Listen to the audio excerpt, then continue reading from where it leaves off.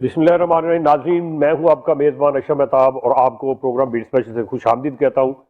नाज़रीन, जैसे कि आपको मालूम है कि इन दिनों कोरोना कोरोना कोरोना ही चल रहा है। गली मोहल्ला, घर बाजार, दुकान, हुकूमत, हिज़्ब इख्तिलाफ, हर तरफ से एक ही आवाज़ आ रही है, कोरोना से बचना कैसे है।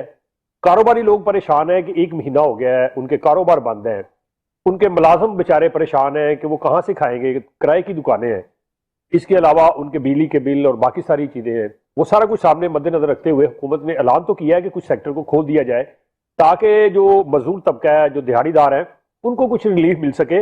वो SOPs जो कि दुनिया भर में अपनाए जा रहे हैं, वो अपना के तो कारोबार को खोला जाए। उसमें सैनिटाइजर है, उसमें मास्क है, उसमें बाकी सारे अफासी तदाबीर हैं। लेकिन कल जो ऐलान हुआ वज़ीर आज़म साहब की जानब से, उसको बहुत से जो सेक्टर जो खुल गए हैं, जिनको इससे रिलीफ मिला, उन्होंने इसको बहुत सराहा है। लेकिन बाद ऐसे सेक्टर हैं जहां पे पहले ही कोरोना के हवाले से फाती इंतजाम किए गए हैं और मजीद किए जा सकते थे, उनको खोलने की इजाजत नहीं दी गई। वो लोग ज्यादा परेशान हैं। उनमें बहुत से ऐसे कारोबार हैं जिसमें कार शोरूम है, गाड़ियों का कारोबार है। इसके अलावा जो बाकी दुकानें हैं, शॉपिंग मॉल हैं, और कई ऐसे शॉपिंग मॉल हैं जहां पे इस तरह से उन्होंने शॉपिंग मॉल बनाए हुए हैं कि एक ही गेट से आप एंटर होते हैं, उसी गेट से आप वापस आते हैं। तो वहां भी SOPs लिए जा सकते हैं। उनके अंदर जो दुकानें हैं, बड़ी तरतीब से दुकानें बनाई गई हैं, उनके ऊपर कोई इतना ज्यादा रश भी नहीं होता। हाँ, कई ऐसी मार्केट्स हैं जो बिल्कुल ओपन है, हर तरफ से ओपन है, खुली है। उनके लिए जरा मुश्किल काम है कि उनको रोकना और SOPs बनाना और इस तरह से कि लोगों को रोकना वहां जाने से, क्योंकि जब ये सारा कुछ खुलेगा और कह दिया जाएगा कारोबार करें, तो रश एक दफा फिर बढ़ेगा। क्योंकि आज से पहले 1 महीना पहले जो लोगों ने शॉपिंग की थी, वो यकीनी बात है खत्म होगी वो अशिया उनकी, और खाने पीने की खासतौर पर अब दोबारा वो निकलेंगे। तो इस हवाले से आज हमने दावत जो दी है, हमारे पास 3 मेहमान हैं, 3 मुख्तलिफ सेक्टर है, जिनमें एक शोरूम का सेक्टर है, जिन्होंने इससे कबल भी प्रेस कॉन्फ्रेंस की, लाहौर डिवीजन की हद तक भी। इसके अलावा हमारे पास प्रॉपर्टी डीलर का सेक्टर है। जैसे कि वज़ीर साहब ने ऐलान किया है कि तामीरात का शोबा खोल दिया जाए, लेकिन उनको खोलने की इजाजत नहीं है कि वो अपने प्रॉपर्टी डीलर के ऑफिस नहीं खोल सकते। तो इस हवाले से उनसे बात करेंगे। और एक शोबा जो है वो जनरल, मैं कहूँगा, अंजुमन ताजरान के हवाले से है कि जो ऐसे ताजर जिन्होंने इंतजामात अच्छे कर लिए हैं, वो पहले भी हिफाजी इंतजामात को मद्देनजर रखते थे, वो चाहते थे कि हुकूमत उनके साथ बैठे, उनके नुमाइंदे बैठे, और वो तमाम एहतियाती तदाबीर अपना ली जाए और उसके ऊपर अमल कर लिया जाए और उसके बाद कारोबार खोला जाए, ताकि किसी को कोरोना से फायदा ना हो, कोई बंदा इससे अफेक्ट ना हो। क्योंकि इतनी अमवात हो चुकी है दुनिया भर में, और पाकिस्तान में भी देखा जाए तो ये पिछले 1-1.5 हफ्ते से बड़ी तेजी से ऊपर आया है, फैल रहा है। और जो जैसे जैसे टेस्ट की तादाद बढ़ा रहे हैं, उसमें से कोरोना के मरीज भी ज्यादा नहीं कर रहे हैं। तो मैं तारफ कराना चाहूंगा अपने मेहमानों का। मेरे पास शाहद गफूर पराचा साहब है, सदर मरकजी अंजुमन ताजरान पंजाब के, इनका शुक्रगुजार हूँ। इनके साथ मेरे साथ जेल रोड अंजुमन ताजरान के चेयरमैन चौधरी अदीज साहब मौजूद हैं, इनका शोरूम का कारोबार है। इसके साथ मियाँ शाहिद महमूद साहब हैं, जो DHA एस्टेट एजेंट्स हैं, यानी प्रॉपर्टी डीलर के कारोबार के ये नुमाइंदे, जनरल सेक्रेटरी हैं उनके तंजीम के। तो इन सबसे बारी बारी बात करेंगे। सबसे पहले मैं शुरू करता हूँ चौधरी अदरीस साहब से। जी चौधरी साहब, ये बताइएगा, एक तो आपको खुशामदीद कहते हैं अपने प्रोग्राम में, दूसरा ये बताइएगा कि बाकी कारोबार खोल दिए हैं, आपने चंद दिन पहले एक प्रेस कॉन्फ्रेंस भी की, और सुना है आज भी आप एक प्रेस कॉन्फ्रेंस की है जिसमें आपने सख्त मैसेज दिया है कि अगर आपके कारोबार को ना खोला गया तो सारी लाहौर के तमाम शोरूम को, 2000 के करीब शोरूम है, उसके ऊपर हजारों गाड़ियां खड़ी है, वो सारी लेके आप गवर्नर हाउस बाहर पहुंच जाएंगे। तो ये ऐसी धमकी की जो आपको जरूरत क्यों पेश आई है? औज़ुबिल्लाहिमिनश्शैतानिर्रजीम, बिस्मिल्लाहिर्रहमानिर्रहीम। सबसे पहले तो अशरफ मेहताब साहब, आपका बहुत शुक्रिया कि आपने हमें इस अहम इशू पे बात करने का मौका दिया। मैं कहता हूँ कि सबसे ज़्यादा जो कार कम्युनिटी है, जो कार डीलर्स हैं, सबसे ज़्यादा नफीस वो लोग हैं। हम लोग अपने कस्टमर की ऑलरेडी इससे पहले भी बहुत ज़्यादा केयर करते हैं।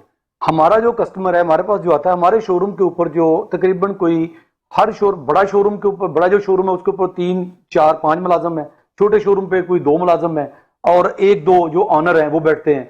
और उसके बाद जब कस्टमर हमारे पास आता है, तो जिसने गाड़ी 20-25 लाख की या 30 लाख से लेके कोई 2-2.5-3 करोड़ रुपए तक हमारे से गाड़ी लेनी है, तो वो पहले ही बहुत ज्यादा केयरफुल होता है।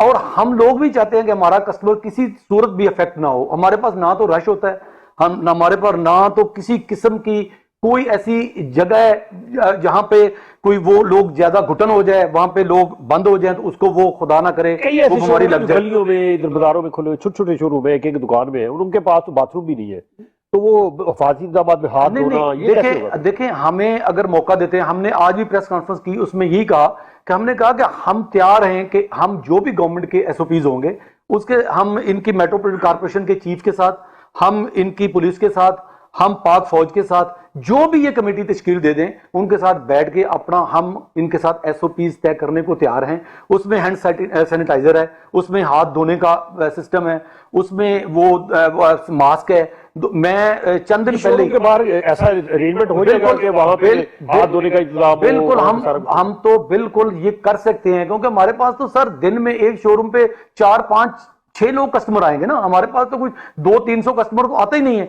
हम चाहते हैं कि हमारे पास जो कस्टमर आए हम उसके हाथ भी धुलाएंगे, उसको मास्क भी पहनाएंगे, उसके ग्लव्स भी पहनाएंगे। और हमें ये बताएं कि मेरे साथ एक आज प्राइम मिनिस्टर ऑफ पाकिस्तान ने जो कल अनाउंसमेंट की, उन्होंने ये कह दिया कि हमने जो ये इंडस्ट्री है जो इसको खोलने, तामीराती की इंडस्ट्री खोलने जा रहे हैं, उसमें मुझे ये बताएं कि मैं jail road car dealer association को जो है ना यहाँ पे उसकी बात कर रहा हूँ, मुझे ये बताएं कि हमारे साथ फिरोजपुर रोड खुला है, आज अभी जाके देखें कि वहां पे कौन से एसओपी पे अमल हो रहा है, बीडर रोड पे कौन से एसओपी पे अमल हो रहा है, अकबरी मंडी में कौन से एसओपी पे अमल हो रहा है, 6-7 फुट की दुकानें हैं वो, वहां पे बरामद रोड पे कौन से एसओपी, लोहा मार्केट है, बदामी बाग है, सारा लाहौर खुल गया। और ये कार डीलर ही ऐसी एक कम्युनिटी है, कार डीलर ही के ऐसे लोग हैं जो ये कोरोना फैला रहे हैं। कार डीलर का कोरोना से क्या लेना देना है? कार डीलर तो पहले ही, वो कार डीलर से ये कहना, टोयोटा ने तो कोरोना बड़ी देर पहले काट में ही बता दिया था कोरोना आएगा, तो देखे टोयोटा ने बता दिया था, तो हमने देखे हम टोयोटा की डीलरशिप में भी उसको भी हम प्रेजेंट कर रहे हैं, होंडा की भी है। हमने सबसे पहले, मेरी अपनी टोयोटा की डीलरशिप है, वहां पे सबसे पहले जाके देख लें, मैंने वो कैबिन भी लगा दिया, वहां पे बंदे भी खड़े कर दिए, वहां पे हमने उसका मास्क भी पहना दिए, वहां पे हमने स्प्रे का वो जो कस्टमर गाड़ी टायरों तक हम स्प्रे कर रहे हैं। आप जाके हमारे शोरूम पे विजिट तो करें। देखिए आपके शोरूम बंद हैं, अब आपके मुलाजिम घरों पे गए हुए हैं, जब वो वापस आएंगे तो सबसे पहले तो उनका यह है कि उनका टेस्ट करवाना पड़ेगा कोरोना का, कि है कि नहीं, पेशेंट में कोई निकला। बिल्कुल, तो आप करवाएंगे? सबसे पहले तो हम ये करेंगे, 7-8-9 हम बिल्कुल करेंगे। हमने सबसे पहले, कार डीलर एक ऐसे लोग हैं जिन्होंने सबसे पहले, जिस दिन ये कोरोना का मसला है, हमने सबसे पहले अपने घर से मुलाजमीन को बुला के उनको पूरे महीने की पे दी है।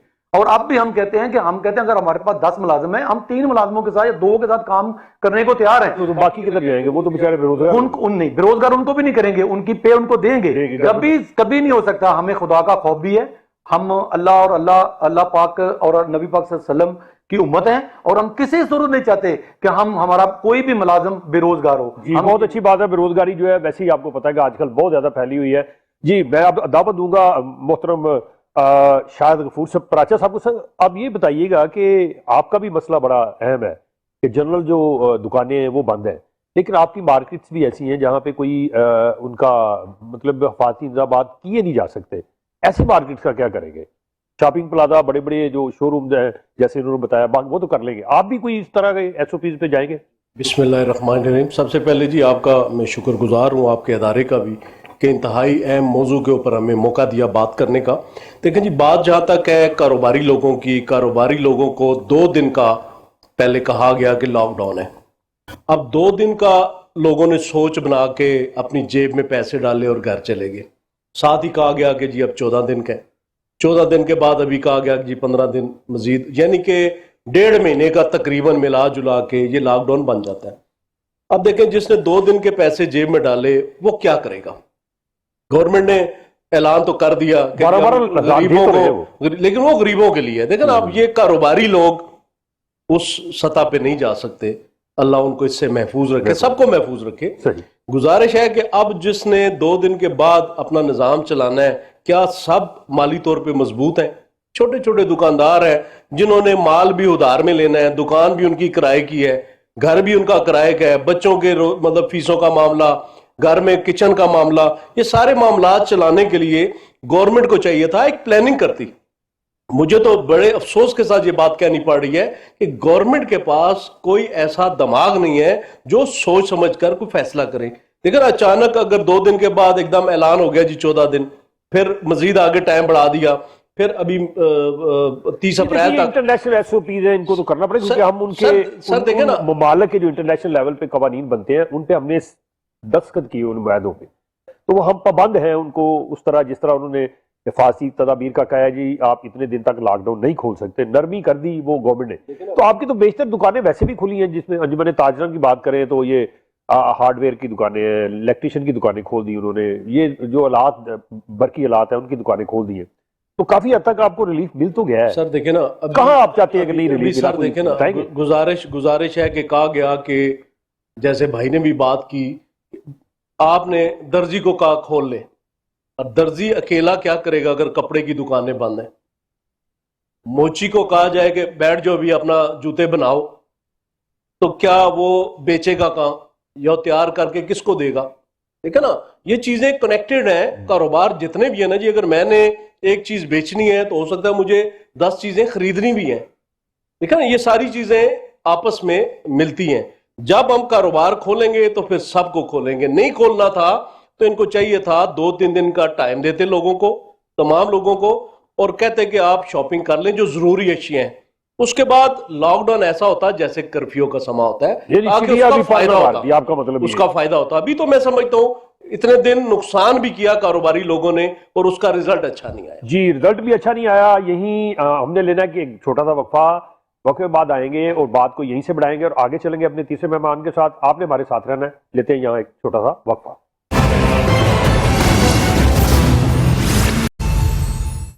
वेलकम बैक नाजरीन। हम बात कर रहे थे आप इस हवाले से कि कोरोना वायरस की वजह से कारोबार बंद हुए हैं, कुछ खुल गए हैं, कुछ अभी भी बंद है। तो वज़ीर-ए-आज़म पाकिस्तान ने ऐलान किया हुआ है कि तामीराती शोबा जात जो है उसको खोल दिया जाए, लेकिन कुछ ऐसे सेक्टर हैं अभी जैसे प्रॉपर्टी डीलर हैं और डेवलपर हैं, उनको खोलने की इजाज़त बाकायदा तौर पर नहीं दी गई। तो आप चलते हैं मियाँ शाद महमूद की जानब और उनसे पूछते, मियाँ साहब ये बताइएगा कि वज़ीर-ए-आज़म पाकिस्तान ने तो ऐलान कर दिया कि तामीरात का शोबा खोल दिया जाए ताकि जो दिहाड़ीदार हैं, मजदूर हैं, उनको मजदूरी मिल सके। तकरीबन 1 महीना हो गया है कारोबार बंद है, वो मजदूर जो दिहाड़ीदार है उनकी दिहाड़ी नहीं लग रही। तो आप ये बताइएगा कि एक तो आपके वो दफातर खोलने की इजाजत मिली है, नहीं मिली तो आप क्या चाहते हैं, और दूसरा ये जो CVT थी जो पिछले दिनों वज़ीर-ए-आज़म साहब ने ऐलान किया कि वो खत्म कर दी गई है, घर बना के जो बेचते थे, तो स्टाम्प ड्यूटी भी कुछ कम की गई है पंजाब हुकूमत की जानब से। ये थोड़ा सा ये गोरखधंधा समझाएंगे क्या है? जी बिस्मिल्लाहिर्रहमानिर्रहीम। आपका बहुत शुक्रिया, आपने हमें अपने प्रोग्राम में मदऊ किया। 2 सवाल हैं आपके।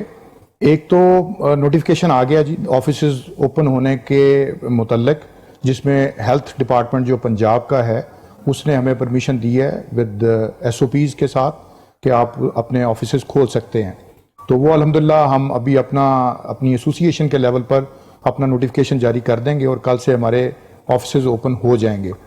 दूसरा, स्टैम्प ड्यूटी और CVT के हवाले से जो आपने पूछा, ये बेसिकली एक प्रोविंशियल सब्जेक्ट है, ये फेडरल गवर्नमेंट का सब्जेक्ट ही नहीं है। ये पहले CVT किसी वक्त में फेडरल गवर्नमेंट चार्ज करती थी, अब वो को पिछले 4-5 साल से प्रोविंशियल असम्बली यानी पंजाब गवर्नमेंट, और जब से 18वीं तरमीम के बाद ये प्रोविंशियल सब्जेक्ट है, उसमें गवर्नमेंट ने, फेडरल गवर्नमेंट ने तो अनाउंसमेंट की है, बट अनफॉर्चुनेटली अभी तक पंजाब गवर्नमेंट ने उसको जो रिड्यूस करने का प्राइम मिनिस्टर की अनाउंसमेंट थी 5% से कम करके 2%, वो अभी तक इम्प्लीमेंट नहीं किया जा सका। नोटिफिकेशन नहीं हुआ उसका, अभी तक उसका नोटिफिकेशन नहीं हुआ।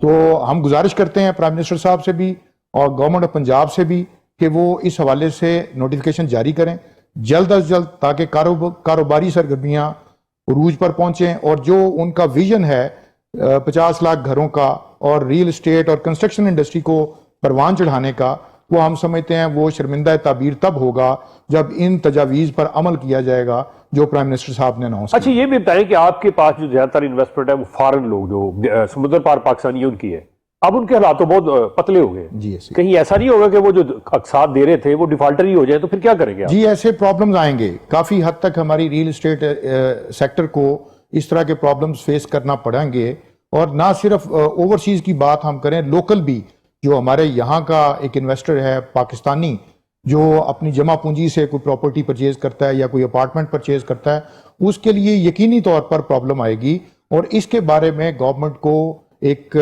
हमें SOPs देने पड़ेंगे ताकि वो उनको एक्सटेंड किया जा सके, उन लोगों के लिए आसानियां पैदा की जा सकें। जिस तरह पंजाब गवर्नमेंट ने एक नोटिफिकेशन जारी किया कि जो किराएदार हैं उनको 2 महीने का रिलीफ दिया जाए, अभी तक उसमें भी कन्फ्यूजन ये है कि उसमें कोई ये नहीं कहा गया कि उनका किराया माफ कर दिया जाए, सिर्फ ये कहा गया कि उनका ऑफिसेज खाली ना करवाए जाएं। मैं समझता हूं कि पंजाब गवर्नमेंट और फेडरल गवर्नमेंट को चाहिए कि कम से कम 1 महीने का किराया माफ किया जाए और अगले 2 महीने, क्योंकि ये स्पैन चलना है बजट तक, जून तक, क्योंकि आगे रमजान है, फिर जून में बजट आ जाएगा, तो कारोबारी हालात ऐसे ही रहेंगे, कोरोना का मामला भी खत्म नहीं हुआ।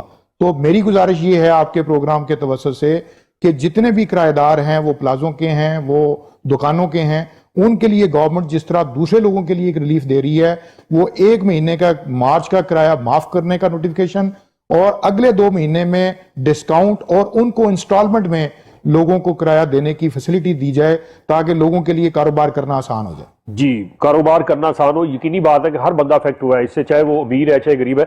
आपकी तरफ आते हैं चौधरी अजीज साहब। अच्छा, ये बताइएगा कि गाड़ियाँ जो नहीं बिकी आपकी ये पिछले 1-1.5 महीने से, वैसे तो ये कुछ 1.5 साल से स्लम्प आया हुआ है कि गाड़ियाँ जो बाहर से आती थी उनके ऊपर रेगुलेटरी ड्यूटी बहुत बढ़ा दी गई कि अब वो लाने की सकत नहीं रही लोगों की। कितना नुकसान आपका हो चुका है? और अब ये जो गाड़ी है, ये गाड़ी तो अमीर लोग खरीदते हैं, सड़कों पर घूमती फिरती है, ट्रैफिक में वो उसका बायस बनती है, तो इसमें हुकूमत को क्या फायदा है आपका कारोबार अगर चलता है? देखें जी, हुकूमत का फायदा, हुकूमत का ही तो इसमें फायदा है।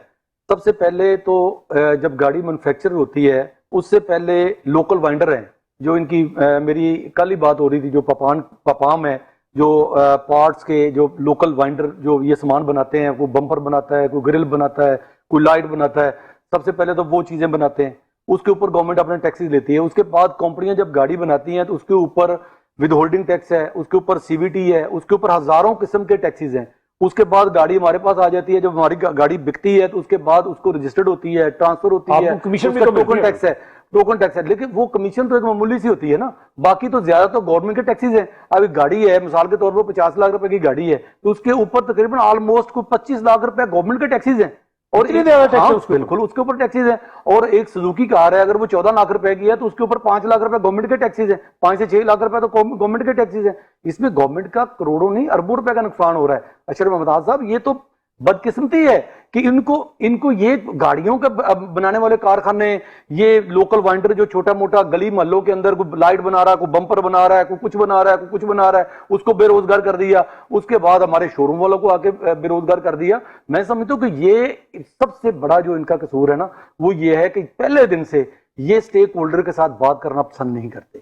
इनको चाहिए जब कार लाइन की कोई पॉलिसी बनानी है, ऑटोमोबाइल की बनानी है, तो उन लोगों को बुलाएं, उनके साथ बैठ के बात कर लें, चैम्बर ऑफ कॉमर्स आ जाए, उनके पास वहां पे बैठ के बात कर लें। अब ये पॉलिसी कोई और बना रहा है, इंप्लीमेंट कहां पे हो रहा है? दर्जी खुला है, मिसाल के तौर पे कपड़े की दुकानें बंद है, शोरूम वाली दुकानें बंद है, बटन की दुकानें बंद है, शोरूम वाली दुकानें बंद हो गई। शोरूम अगर मिसाल के तौर पे बंद है, वर्कशॉप खुली हुई है, पार्ट्स की दुकानें बंद है, वर्कशॉप खुली हुई है। अब मेरी गाड़ी खराब हो गई है, उसके बाद मैं गाड़ी वहां पे खुली रहेगी, पार्ट्स की दुकान ही बंद है। ये क्या एसओपीज है, क्या प्लानिंग है? मुझे नहीं समझ लगती कि ये कौन लोग बना रहे हैं। मैं समझता हूं कि इमरान खान साहब को अपने करीब करीब लोगों को देखने की जरूरत है। वो देखें कि जिनसे वो मुशावरत कर रहे हैं, जो लोग पॉलिसी मेकर हैं, वो क्या उस शोबे में उनका कोई एक्सपीरियंस भी है? अगर बगैर एक्सपीरियंस के ये चीजें होंगी तो फिर ये अल्टीमेटली ये नुकसान होगा। जी, नुकसान होगा। प्राइस साहब, आप बताइएगा कि मतलब जैसे आपने कहा, अगर अब वो नहीं खोलते अगले 2-4-5 दिन में, हफ्ते में, तो क्या लाहे अमल आपने तैयार किया है? कैसे फिर उनके साथ बात करेंगे? कोई नरमी है, कोई उनको माफी तलाफी हो जाएगी कि या कोई धमकी शमकी आपकी तरफ से? जैसे इन्होंने कहा जी गवर्नर हाउस के सामने हजारों गाड़ियां लेके जाके बैठ जाएंगे, धरना दे देंगे, आप क्या करेंगे? जहां तक बात है ना जी, कारोबारी लोगों की, वो इंतहाई पुरअमन लोग होते हैं। वो कोशिश करते हैं कि अपने कारोबार में मगन रहें, अपना रिस्क हलाल कमाएं, लेकिन जब मजबूरी आए, जब कोई मुश्किल आए, कुछ सर पे पड़ जाए, तो फिर हम हर काम के लिए तैयार भी होते हैं, हमें हर एहतजाज करने का तरीका भी आता है। लेकिन हम ये समझते हैं कि आपके पास तो बड़ी ताकत है, शटर पावर। जी, वो जो एक दरवाजा है, शटर है दुकान का, बंद ही कर देना। जी, बिल्कुल बिल्कुल ऐसा ही है। और मैं उनको तो फायदा होगा इससे, बंद करेंगे आप शटर को, पहले वो चाहते हैं अभी हम बंद नहीं करेंगे, अभी हम खोलेंगे। हमारा एहतजाज अब खोलने का है, तो हम तो ये समझ रहे हैं कि गवर्नमेंट को अभी तो रिलीफ देना चाहिए, को दोबारा कायम कर सके। जी, जाएंगे मियां साहब की तरफ दोबारा। मियां साहब, ये बताइएगा कि जैसे ये स्लम्प आया है, हर तरफ से आया है, पूरी दुनिया के अंदर, मतलब ये कारोबार काफी नीचे चले गए, डाउन हो गए, लोगों की आमदनियां बहुत कम हो गई है। तो जब ये आपका कारोबार खुलेगा तो आप देखते हैं कि जो प्लाट इस सतह पे बिक रहे हैं, जो उनकी आज कीमत है उसी पे ही बिकेंगे, क्योंकि बेचने वाला जो है, जिसके पास पैसे नहीं होंगे, उसकी कोशिश होगी जैसे किसी को मुश्किलात आती है तो घर में अगर कुछ होना पड़ा है, अंगूठी पड़ी है, तो बंदा वो बेच के गुजारा कर लेता है। अगर वो नहीं है तो गाड़ी छड़ी है वो बेच के छोटी ले लेता है। प्लाट भी तो इसीलिए लोग रखते हैं कि चलो मुश्किल के वक्त काम आएंगे। तो कल कल अगर ऐसा कोई मसला बन जाता है, लेने वाले के पास भी सकत नहीं है, तो देने वाला कहाँ बेचेगा फिर? नाज़रीन खुशामदीद, वापस आ चुके हैं और गेस्ट हमारे तीनों मौजूद हैं, इनसे मजीद बात करेंगे। अब आते हैं फिर दोबारा चौधरी अजीज साहब की तरफ। आपने जो प्रेस कॉन्फ्रेंस की उसमें धमकी लगा दी कि गवर्नर उसके सामने बैठ जाएंगे, तो बैठने देगा कोई आपको? कैसे बैठ जाएंगे आप जाके? आपने तो सीधा स्टेट को और गवर्नमेंट को सीधा वो उनकी रेटी खत्म कर दी है कि हम देख लेंगे, निबड़ लेंगे आपको। हम कहते हैं कि अगर बच्चा रोता नहीं है ना तो उसको माँ भी दूध नहीं देती। हम रो के तो दिखाएं ना, हम कोशिश तो करें ना। हमने अपने कारोबार के लिए कोशिश करनी है, हमने नबी पाक सल्लल्लाहु अलैहि वसल्लम की सुन्नत पूरी करनी है। हमारे नबी पाक सल्लल्लाहु अलैहि वसल्लम ने कारोबार किया, हजरत उमर रजी अल्लाह ताला उन्होंने कारोबार किया, हजरत अबू बकर सिद्दीक ने कारोबार किया।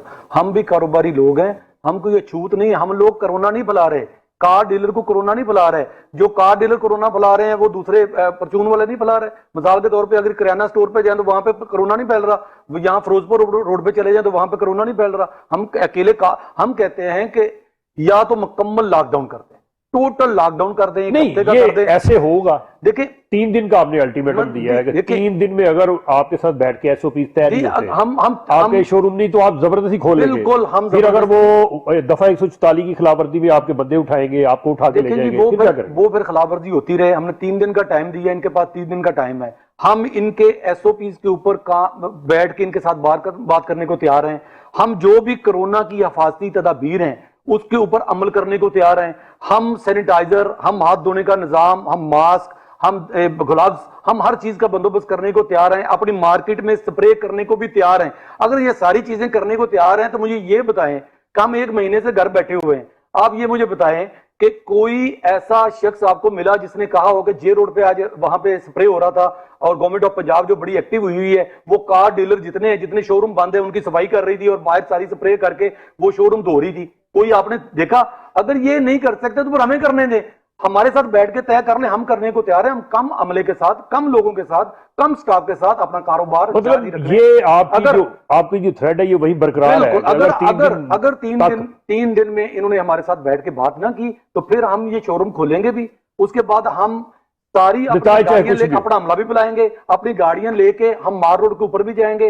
हम गवर्नर हाउस सारे शोरूम वाले आपके साथ मुतफिक हैं, सारा पूरा तो चले कार डीलर एसोसिएशन हमारे साथ है और सब लोग हम इकट्ठे हैं। हम इंशाल्लाह इकट्ठे ही मिल के स्ट्रगल करेंगे जी, स्ट्रगल करेंगे मिलके जी। प्राचा साहब आपकी भी कोई स्ट्रगल है इसी तरह की साथ मिलके होगी आपके साथ? देखें 3-4 ग्रुप आपके हैं। कोई इस वक्त जो है वो तहरीक इंसाफ ट्रेडर विंग बन गया हुआ है, पहले कभी होता था मुस्लिम लीग ट्रेडर विंग हुआ करता था, जमात इस्लामी का भी एक ट्रेडर विंग है।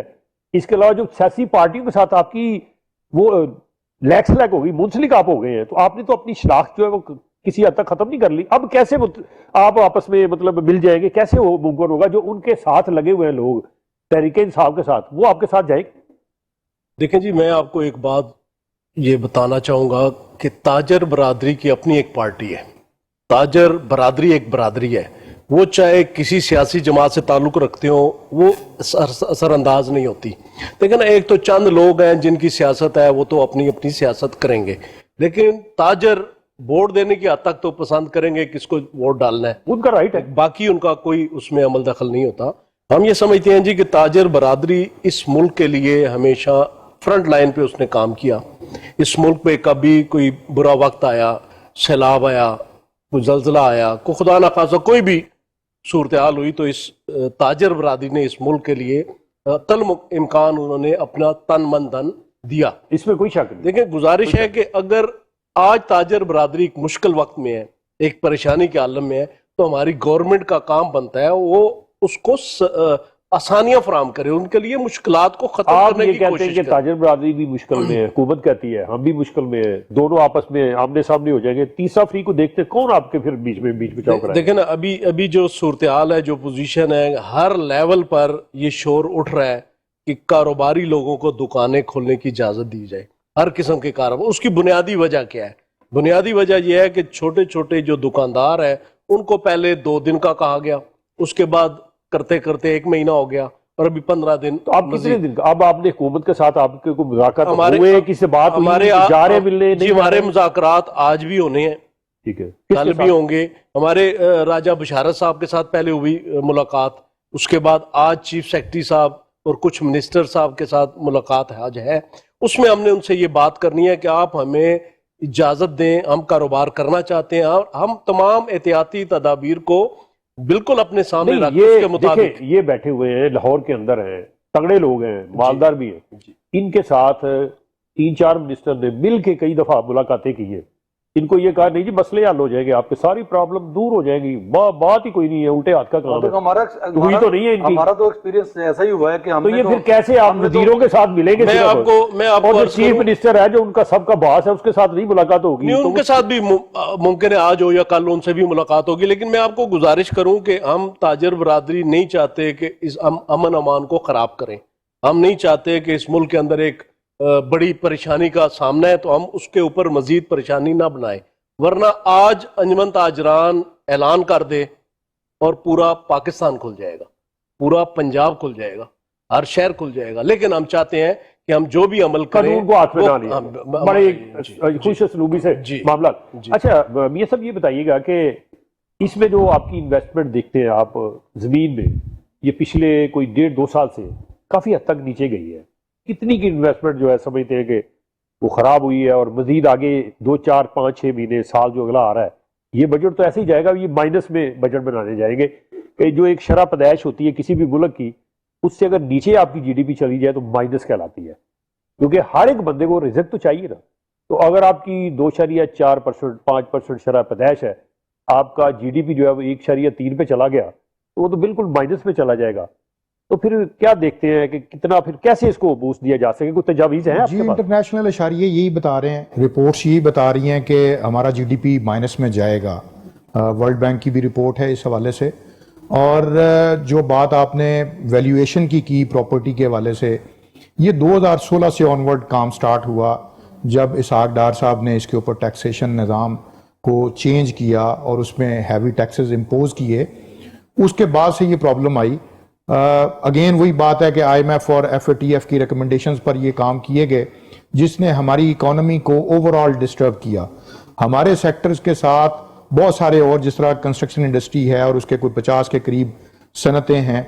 इसी तरह आप देखें कि हमारी जो कंट्री है उसकी बैकबोन आपकी ओवरसीज रेमिटेंस है, क्योंकि हमारा ट्रस्ट वो एक जो है डेफिसिट चलता आ रहा है और उसको ओवरकम किया जाता है हमेशा ओवरसीज रेमिटेंस के जरिए। लेकिन वो रेमिटेंस तो छोड़े, अब तो फिर जो है वो अरबाब इख्तियार मांगना शुरू हो गए उनसे। पूरी दुनिया में अजाब आया हुआ है, वो बेचारे परेशानी के आलम में।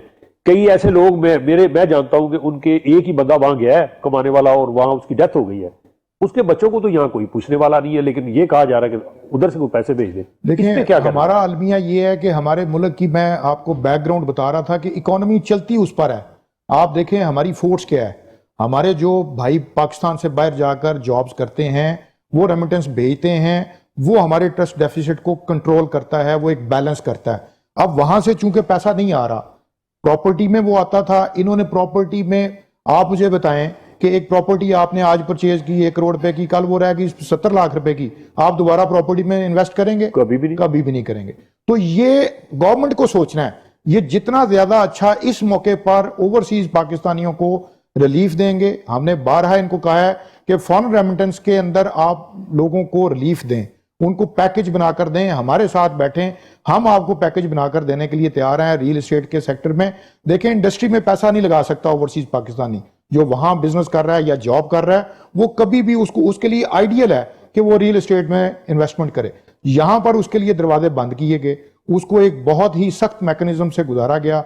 आप देखें आज गवर्नमेंट ने क्या किया कि 5 मिलियन से ऊपर अगर आपका पैसा पाकिस्तान से बाहर से आता है तो उसका आपको रिकॉर्ड भी रखना है और आपको जवाब भी देना है, आपको नोटिस भी जा सकता है।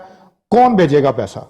हमारी एक रिलीफ तो दिया है गवर्नमेंट ने आपको कि जो मकान बनाएगा उसको पूछा नहीं जाएगा पैसा कहां से। सर फिर वही, अच्छा, जो मकान बनाएगा उसके तो लिए है, जो खरीदेगा उसके लिए भी ये है, या उसको पकड़ लिया जाएगा? जो ओवरसीज क्लाइंट है वो सिर्फ प्लॉट खरीद सकता है, वो या अपार्टमेंट बना बनाया खरीद सकता है, वो कंस्ट्रक्शन नहीं कर सकता। सही। गवर्नमेंट को ये सोचना पड़ेगा कि जब तक ये रियल एस्टेट को और रिलैक्स नहीं करेंगे, ये टैक्स लें, ये अपनी जो फॉर्मेलिटीज हैं, जो इनको चेक्स नजर आते हैं कि ये होने चाहिए, वो करें, लेकिन उसके टैक्स निज़ाम को सादा करें, उसकी ट्रांसफर प्रोसीजर को, और एटलीस्ट जो हमारे ओवरसीज भाई हैं उनके लिए एक पैकेज बना दें, ताकि वो पाकिस्तान में आपका दो काम हो जाएंगे, आपका रियल एस्टेट सेक्टर भी बेहतर हो जाएगा और नंबर 2 गवर्नमेंट को रेवेन्यू भी आ जाएगा, टैक्स की मद में भी और ओवरसीज रेमिटेंस की सूरत में भी, डॉलर्स और दिरहम, और आपकी इकोनॉमी और आपका जो रिजर्व्स हैं वो बेहतर हो जाएंगे। रिजर्व का ये आलम है कि जो पैसे भेजते हैं वो तकरीबन 21 से 22